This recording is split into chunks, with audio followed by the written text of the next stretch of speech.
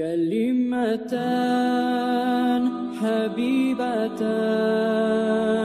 إلى الرحمن خفيفتان.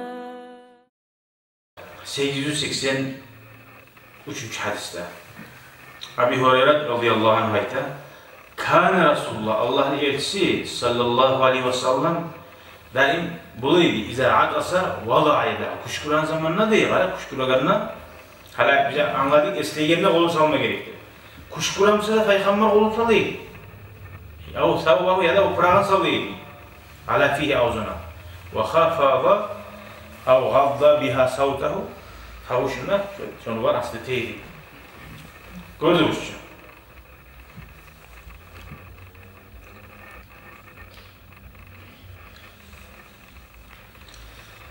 Kırık adamlar incinmasının için ne zamanında kuş vursa da ne bulsa da şöyle cinakli, tazali yürütmeye tişli bular.